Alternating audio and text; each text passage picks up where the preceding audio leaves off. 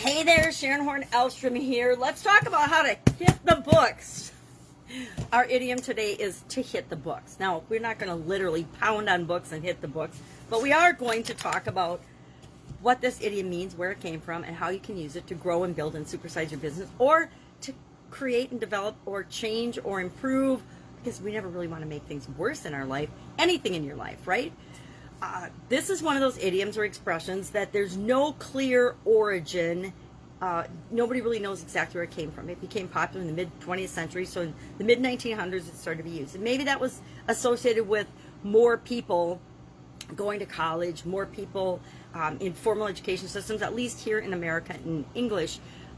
By the mid-1900s, pretty much everybody throughout the country was being educated in some kind of a public or private school system, as well as much higher percentage of the population was going to college, getting degrees, studying longer and in their life, in the beginning of their life, than previously.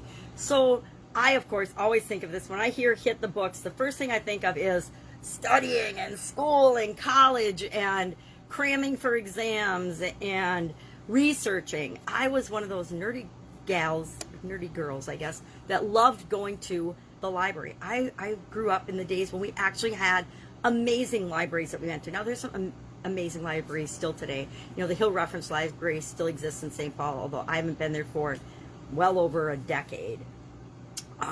For lots of reasons. The internet, once the internet came into play, it's so easy to have the world at our fingertips, or the world on our cell phone in our hand, or at the fingertips of our computers, that we don't literally hit the books as often. Hit the books meaning read the books, to study something, to research, to do our due diligence, to look into something, to be curious about it, and then go find the information about it that will help us understand more about a topic or an organization or whatever.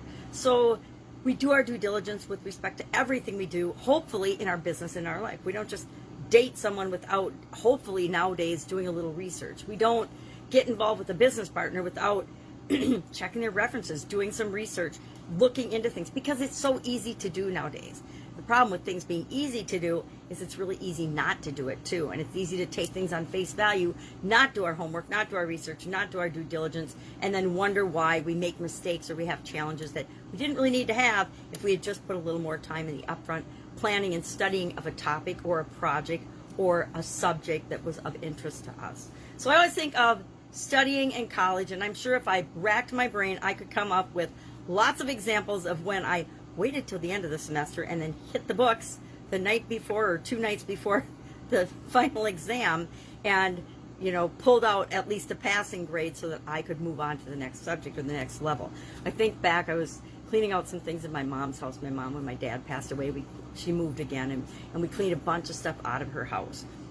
And in there were German notebooks, German actually essays written in my handwriting with my name on it, so I knew they were mine, but they were full fluent German. And I looked at them and I'm like, I have no idea what these say. I could pick a word out here and there, but it's like anything else. If we don't use the information that we gain, if we don't use the things that we've learned, we lose them. We don't have access to that information as readily. Now, if I were to brush up on my German, I'm sure I could be as fluent as I was when I was in college. But since I've only had the opportunity to practice and speak German a handful of times since college, I have almost no understanding or recollection of German.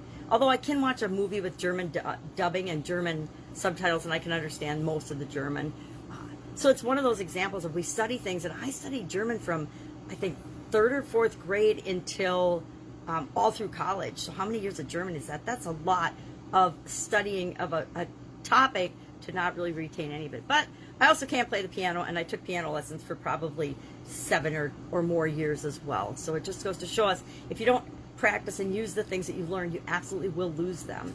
But if you do practice, if you do actually implement and apply the things that you learned, you can keep them forever and become a master in them. So what is your favorite way to learn, your favorite way to study, your favorite way to gather due diligence, get information? Some people love to do it all themselves. I'm a researcher I don't know why, but I'm curious about stuff, so I like to dig into and research topics and understand the foundational frameworks of them before I will go to other sources. So I actually still like to, regardless of my eye challenges, hit the books or hit the library or hit the internet to research and get a broad understanding of a topic myself. Then, if I need more detailed information, you can hire researchers. You can hire people to research groups. You can buy studies that actually dig deep into different topics that you might be interested in.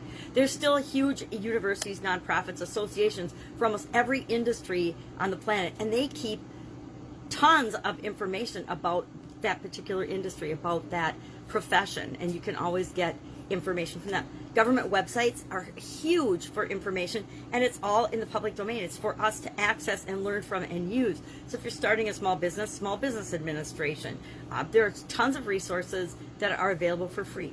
Plus, we can hire coaches, and we can get involved in masterminds. We can join networking groups, all kinds of ways to get the information we need, do our due diligence, research a topic, and then pick and choose the information we want and apply that information to help us grow and build and supersize whatever area of our business we want to be working on.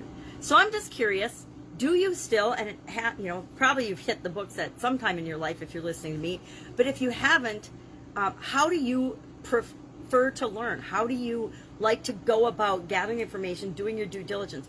There's some areas and aspects of my businesses that I just hire that out.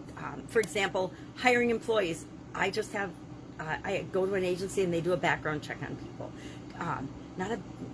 Not because I'm looking for anything, but I'm looking for their honesty, truth, and misinformation, right? Because it's easy to write a resume and put whatever you want on it.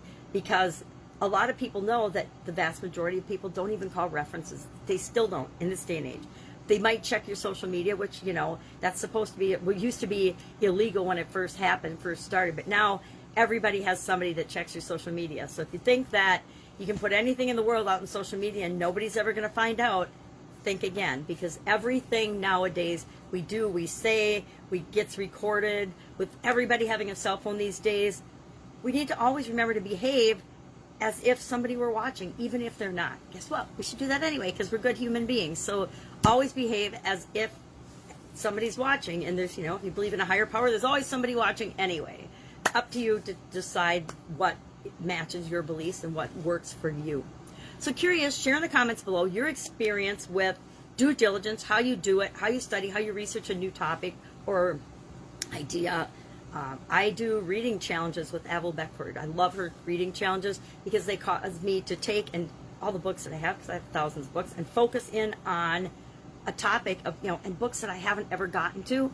I don't know about many people, but I tend to be one of those people that I get curious about a subject, I get a bunch of books on it, I do a bunch of research online, I save it all into a software program, which they're changing all the time. I can't remember the name of one I use usually. It's got an elephant on it. Anyway, I just automatically do that. And then when I need that information, it's all in one place, and I just go back and refer to it when I need to apply that.